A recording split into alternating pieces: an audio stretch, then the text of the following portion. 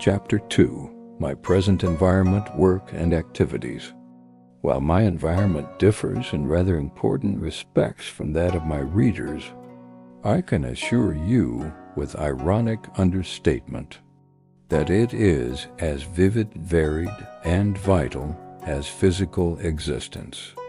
It is more pleasurable, though my ideas of pleasure have changed some since I was a physical being, being more rewarding and offering far greater opportunities for creative achievement.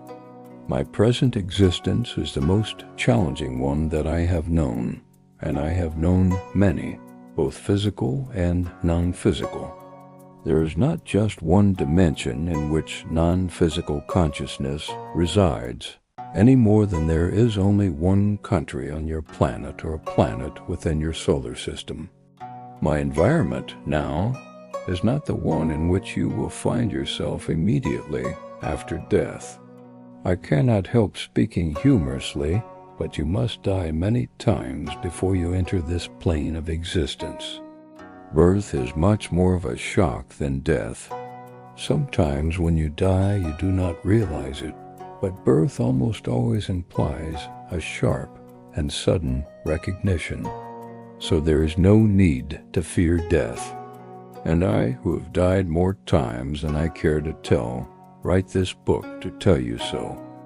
My work in this environment provides far more challenges than any of you know, and it also necessitates the manipulation of creative materials that are nearly beyond your present comprehension. I will say more of this shortly. First, you must understand that no objective reality exists but that which is created by consciousness. Consciousness always creates form, and not the other way around. So my environment is a reality of existence created by myself and others like me, and it represents the manifestation of our development. We do not use permanent structures. There is not a city or a town, for example, in which I live. I do not mean to imply that we are off in empty space. For one thing, we do not think of space as you do, and we form whatever images we want to surround us. They are created by our mental patterns, as your own physical reality is created in perfect replica of your inner desires and thoughts. You think that objects exist independently of you, not realizing that they are instead the manifestations of your own psychological and psychic selves. We realize that we form our own reality, and therefore we do so with considerable joy and creative abandonment. In my environment, you would be highly disoriented, for it would seem to you as if it lacked coherency. We are aware of the inner laws that govern all materializations, however. I can have it night or day in your terms, as I prefer, or any period, say, of your history. These changing forms would in no way bother my associates, for they would take them as immediate clues as to my mood, feelings, and ideas. Permanency and stability basically have nothing to do with form, but with the integration of pleasure, purpose, accomplishment, and identity. I travel to many other levels of existence to fulfill my duties, which are primarily those of a teacher and educator, and I use whatever aids and techniques serve me best within those systems. In other words, I may teach the same lesson in many ways, according to the abilities and assumptions that are inherent in any given system in which I must operate. I use one portion of myself from many personalities that are available to my identity in these communications and in this book. In other systems of reality, this Seth personality that I, the larger Seth identity, adopt here would not be understood. All systems of reality are not physically oriented, you see, and some are entirely unacquainted with physical form. Nor is sex, as you understand it, natural to them. Therefore, I would not communicate as a male personality who has lived many physical existences, though this is a legitimate and valid portion of my identity. In my home environment, I assume whatever shape I please, and it may vary, and does, with the nature of my thoughts. You, however, form your own physical image at an unconscious level in the same manner, but with some important differences. You usually do not realize that your physical body is created by you at any moment, as a direct result of your inner conception of what you are. Having long ago recognized the dependence of form upon consciousness, we have simply been able to change our forms entirely, so that they more faithfully follow each nuance of our inner experience. This ability to change form is an inherent characteristic of any consciousness. Only the degree of proficiency and actualization varies. You can see this in your own system when you observe the changing forms taken by living matter through its evolutionary history. It is a slowed-down version. Now, we can also take several forms at one time, so to speak. But you can also do this although you do not generally realize it.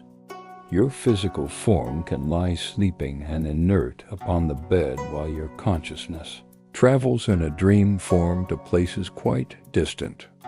Simultaneously, you may create a thought form of yourself, identical in every respect, and this may appear in the room of a friend quite without your conscious awareness. So consciousness is not limited to the forms it can create at any given time. Practically speaking, we are more advanced along these lines than you, and when we create such forms, we do so with complete awareness. I share my field of existence with others who have the same challenges to meet, the same overall pattern of development. We communicate telepathically, but then again, telepathy is the basis for your languages, without which their symbolism would be meaningless. Because we do communicate in this manner, this does not necessarily mean that we use mental words. We communicate instead through what I can only call thermal and electromagnetic images. The intensity of the communication is dependent upon the emotional intensity behind it. Although the phrase emotional intensity may be misleading, we do feel an equivalent of what you call emotions, though these are not the love or hate or anger that you know.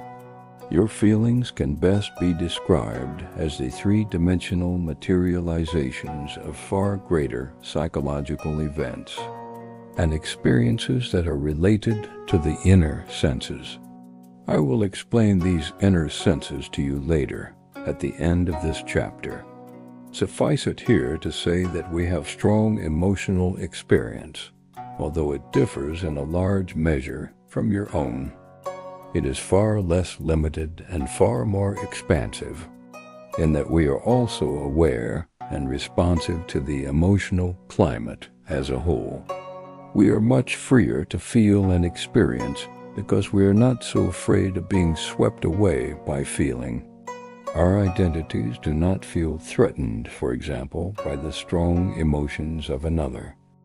We can travel through emotions in a way that is not now natural to you, and to translate them into other facets of creativity than those with which you are familiar. We do not feel the need to conceal emotions, for we know it is basically impossible and undesirable. Within your system, they can appear troublesome because you have not yet learned how to use them. We are only now learning about their full potential and the powers of creativity with which they are connected. Since we realize that our identity is not dependent upon form, therefore, of course, we do not fear changing it, knowing that we can adopt any form we desire. We do not know death in your terms. Our existence takes us into many other environments, and we blend into these. We follow what rules of form exist within these environments. All of us here are teachers, and we therefore adapt our methods also so that they will make sense to personalities with varying ideas of reality. Consciousness is not dependent upon form, as I have said, and yet it always seeks to create form. We do not exist in any time framework as you know it.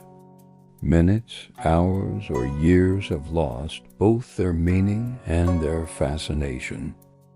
We are quite aware of the time situations within other systems, however, and we must take them into account, otherwise what we say would not be understood. There are no real barriers to separate the systems of which I speak. The only separation is brought about by the varying abilities of personalities to perceive and manipulate. You exist during many other systems of reality, for example, but you do not perceive them. Our work, development, and experience all take place within what I term the moment point. Here, the smallest thought is brought to fruition, the slightest possibility explored. Within it, simultaneous actions follow freely through associative patterns. For example, pretend that I think of you, Joseph. In so doing, I immediately experience your past, present, and future, and all those strong or determining emotions and motivations that have ruled you. We can follow a consciousness through all of its forms within the flicker of an eye. An identity in the face of such constant stimuli requires study and experience to hold its own stability. Many of us have gotten lost, even forgetting who we were, until we once more awakened ourselves. Much of this is quite automatic to us now.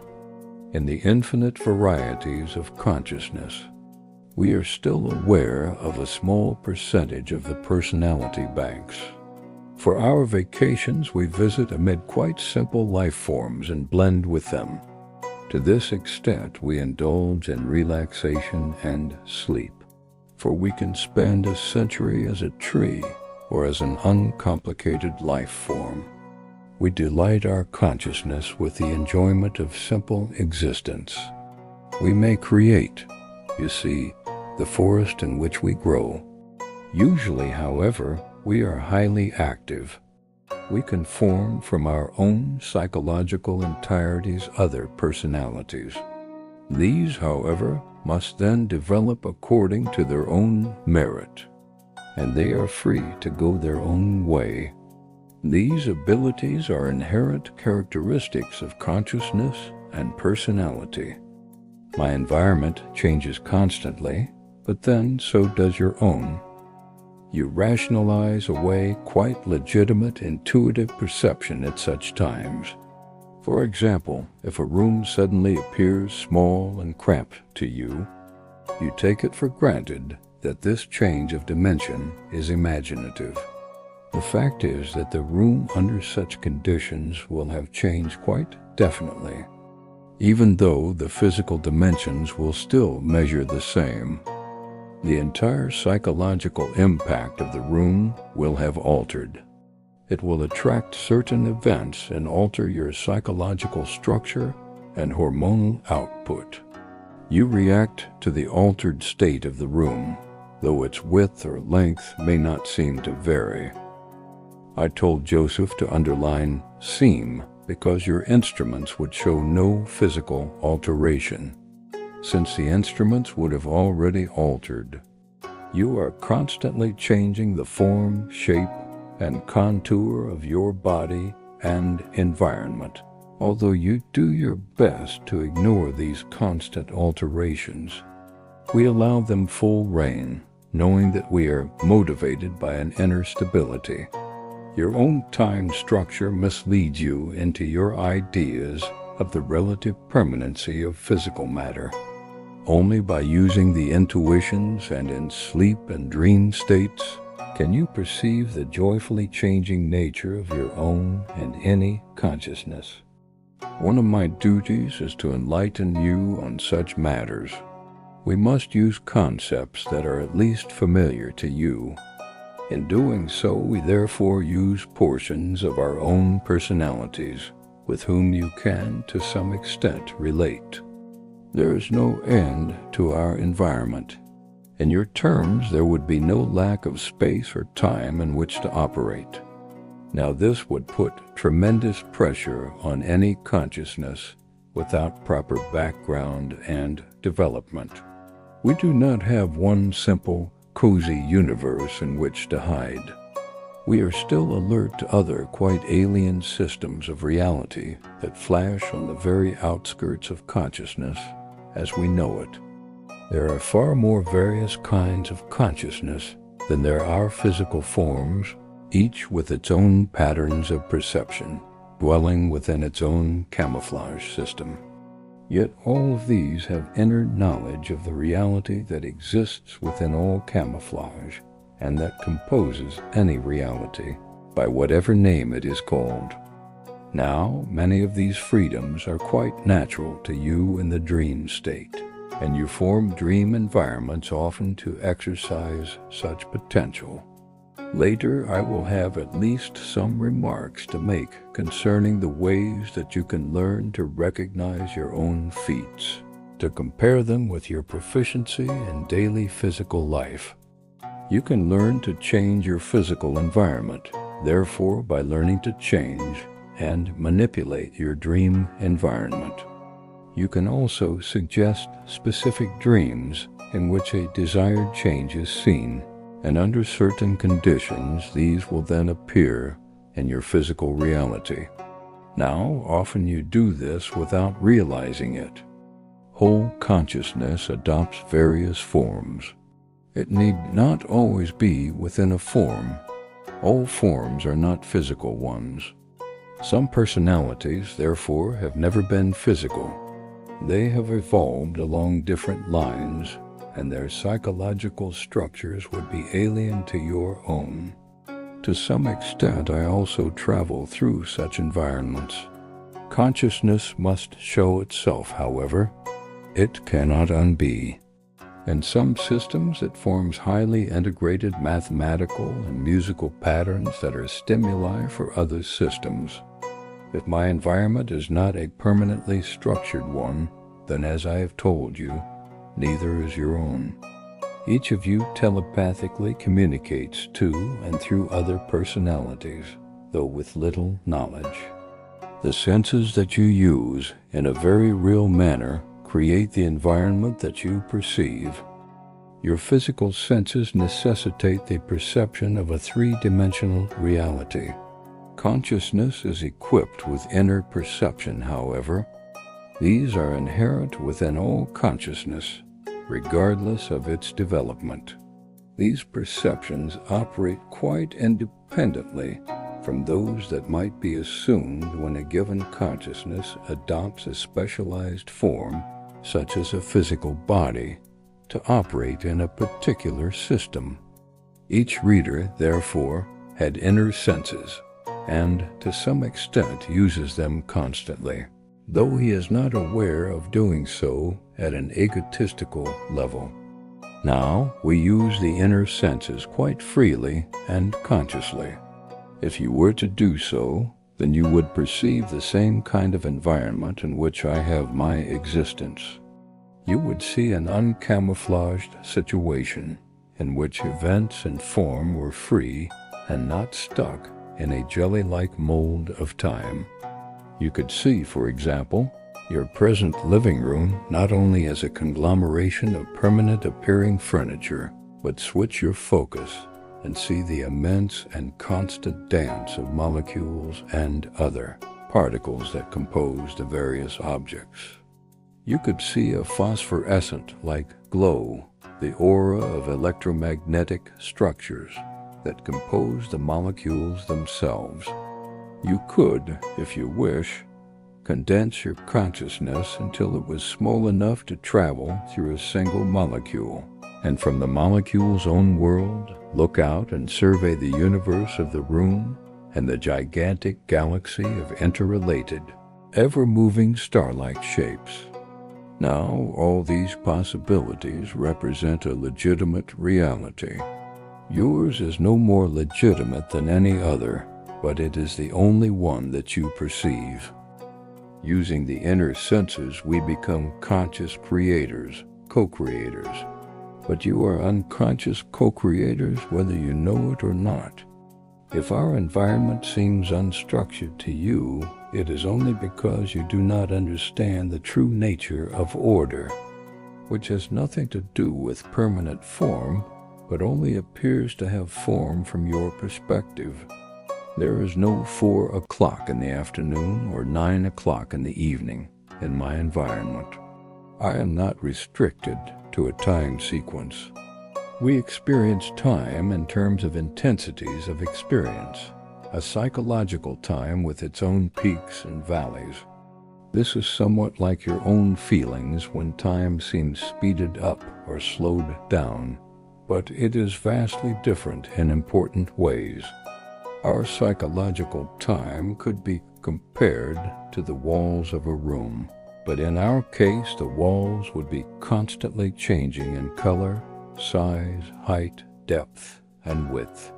We consciously utilize a multi-dimensional psychological reality that you inherently possess, but are unfamiliar with at an egotistical level.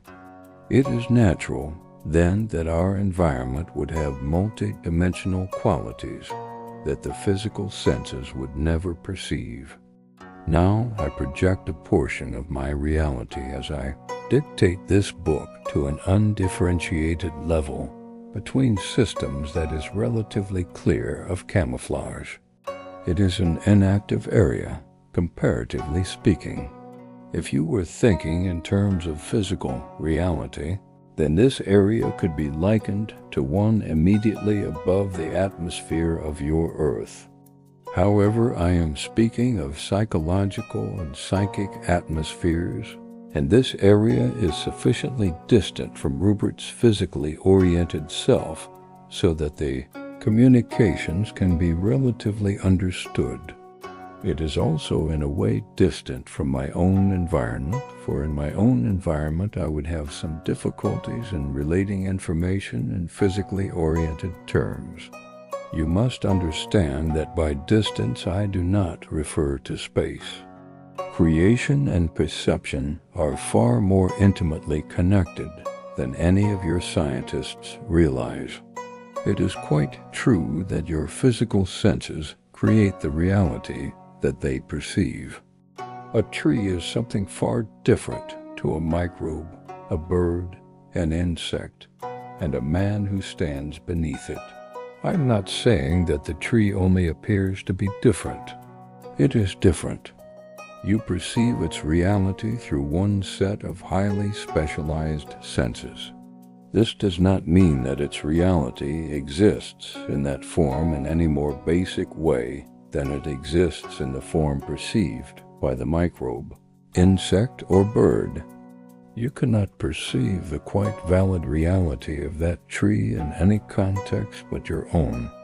This applies to anything within the physical system that you know. It is not that physical reality is false. It is that the physical picture is simply one of an infinite number of ways of perceiving the various guises through which consciousness expresses itself. The physical senses force you to translate experience into physical perceptions.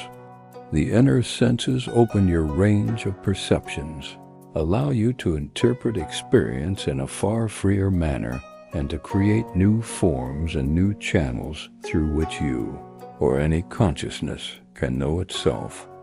Consciousness is, among other things, a spontaneous exercise in creativity. You are learning now, in a three-dimensional context, the ways in which your emotional and psychic existence can create varieties of physical form. You manipulate within the psychic environment, and these manipulations are then automatically impressed upon the physical mold. Now our environment is creative in a different manner to yours. Your environment is creative in that trees bear fruit, that there is a self-sustaining principle, that the earth feeds its own, for example. The naturally creative aspects are the materializations of the deepest psychic, spiritual, and physical inclinations of the species, set up in your terms eons ago and a part of the racial bank of psychic knowledge. We endow the elements of our environment with an even greater creativity that is difficult to explain. We do not have flowers that grow, for example, but the intensity, the condensed psychic strength of our psychological nature forms new dimensions of activity. If you paint a picture within three-dimensional existence, then the painting must be on a flat surface, merely hinting at the complete three-dimensional experience that you cannot insert into it. In our environment, however, we could create whatever dimensional effects we desired. All these abilities are not ours alone. They are your heritage. As you will see later in this book, you exercise your own inner senses and multidimensional abilities more frequently than it might seem in other states of consciousness than the normal, waking one. Since my own environment does not have easily defined physical elements, you will be able to understand its nature by inference, as I explain some related topics throughout this book. Your own physical environment appears as it does to you because of your own psychological structure. If you gained your sense of personal continuity through associative processes primarily, rather than because of the familiarity of self-moving through time, then you would experience physical reality in an entirely different fashion. Objects from past and present could be perceived at once, their presence justified through associative connections. Say that your father throughout his lifetime has 8 favorite chairs. If your perceptive mechanisms were primarily set up because of intuitive association rather than time sequence, then you would perceive all these chairs at one time. Or seeing one, you would be aware of the others. So environment is not a separate thing, but the result of perceptive patterns, and these are determined by psychological structure. So if you want to know what my environment is like, you will have to understand what I am. To explain, I shall have to speak about the nature of consciousness in general. In doing so, I shall end up telling you a lot about yourself. The inner portions of your identity are already aware of much that I will tell you. Part of my purpose is to acquaint your egotistical self with knowledge that is already known to a larger portion of your own consciousness that you have long ignored. You look out into the physical universe and interpret reality according to the information received from your outer senses. I will stand, figuratively speaking, in physical reality and look inward for you, and describe those realities of consciousness and experience that you are presently too fascinated to see. For you are fascinated with physical reality, and you are in as deep a trance now as the woman is through whom I write this book. All your attention is focused in a highly specialized way upon one shining, bright point that you call reality. There are other realities all about you, but you ignore their existence, and you blot out all stimuli that comes from them. There is a reason for such a trance, as you will discover, but little by little you must wake up. My purpose is to open your inner eyes. My environment includes, of course, those other personalities with whom I come in contact. Communication, perception and environment can hardly be separated. Therefore, the kind of communication that is carried on by myself and my associates is extremely important in any discussion of our environment. In the following chapter, one hoped to give you an idea of our existence, the work in which we are involved, the dimension in which we exist, the purposes that we hold dear, and most of all, of those concerns that make up our experience. Perception is creation. Thanks for bringing these images to life. Like and follow to explore together.